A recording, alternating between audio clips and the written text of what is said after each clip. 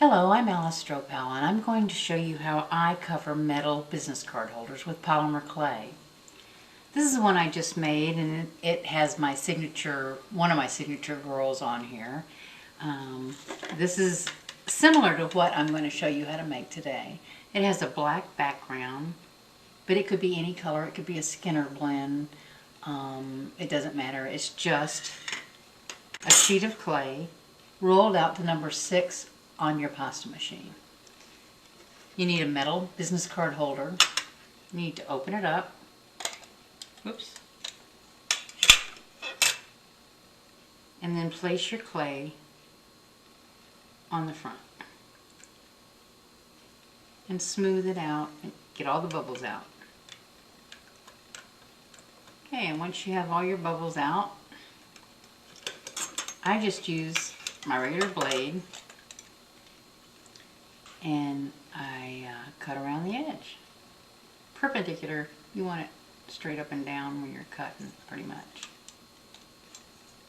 And you don't have to be real accurate at this stage. You want to get it, neatly done. But you're going to be putting canes on top of this and smushing it around. It'll move, and you'll have to do a final cut around the edge before you put it in the oven to bake it. I want to show you something that I do when I'm working with canes. I have a tile that I work on, and I usually cut not usually, but sometimes I cut the piece of cane that I'm going to work on, and if it needs to be manipulated, I like to do it here. I've run this one through the pasta machine a couple of times to make it longer, because here's the cane I cut it from, and it wasn't quite long enough to go across this whole width, and so I ran it through the pasta machine to make it wider. Then I just run my blade underneath, slice it off, and then I can apply it. I don't really press these down hard right now at this stage, because I just might want to move it around a little bit. So, as you can see on this one, I've manipulated this piece of cane into an arc, and I'll show you how to do that right now. And if your clay is soft enough, like under these lights, it definitely is.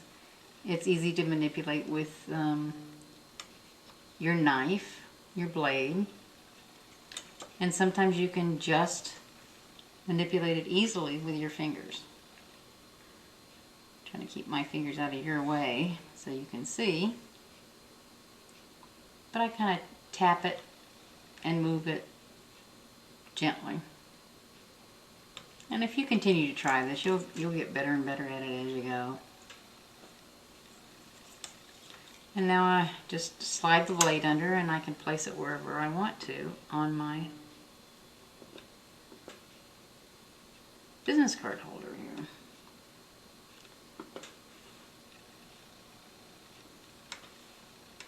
There, that's good. Now I have some other elements here that I've chosen that I'm going to put on the top of this business card holder, and I'll be back in just a minute and I'll show you how to finish it up. Alright, I've finished laying out all my cane slices on top of my business card holder. I've trimmed around the edges with my knife, my blade, and I've used my knitting needle to smooth out some of the fingerprints and to make sure that everything is adhered down to the background.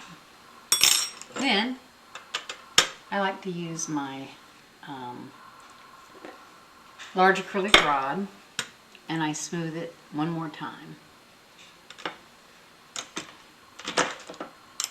Then what I like to do to get rid of fingerprints is I use a Smooth Lotion Citrus Orange Hand Cleaner. I buy mine at Napa, but you can probably buy it at other stores, automotive stores as well. Do not get the one with the pumice in it, because it'll leave marks all over your clay. Get the Smooth Lotion Hand Cleaner. And usually I just add a little bit into the cap and use that as my holder, or you can put it directly on your tile, or you can have a little bowl that you hold it in. And you don't want a lot, you just want a little bit, and you just use it to smooth out the fingerprints and smooth the background. And basically what it is a lubricant. It just lets the paintbrush go smoothly over the background and without hanging up. And you can use it when you sculpt. You can use it for an application like this. The trick is not to use too much, because it'll make your clay a little goopy if you use too much of it. Sparingly. Okay. Then the next thing I like to do, and this helps get rid of any air bubbles, and it also adds a texture to the background. I use my knitting needle, and I just cover the background with dots. And actually, this helps with bubbles, because it allows any bubbles that might be trapped underneath there a thin way to get out.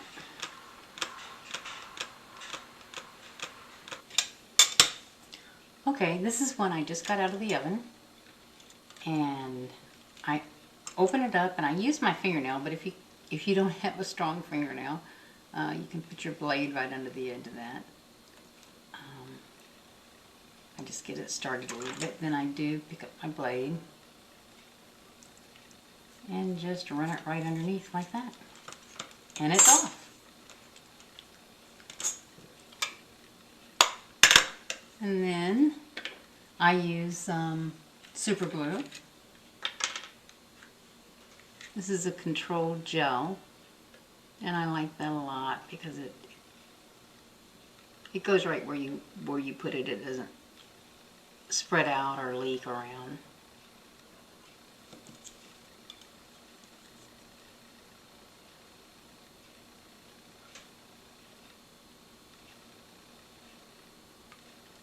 You simply place it on the top, matching up the edges. You have to be quick because it'll set up pretty fast. And there it is. And I guarantee you that it won't come off. If you don't glue it, it might. The last thing I do is I use a Micron Pigma pen, an 01 nib. And I do this for all my artwork. You want to sign and date your artwork just for yourself, if nothing else. It's so much fun to look back and see what you made 5 years ago. And then I just find someplace on my design to write my name. Sometimes it's kind of obscure. I think I'm just going to put Alice Stropel,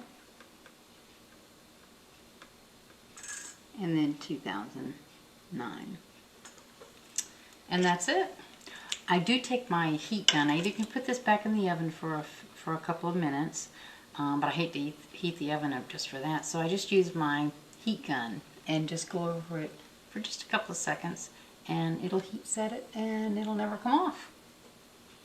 That's it. I hope you enjoyed our segment today, and I hope that you go right out and make tons of business card holders, either for sale or for your friends.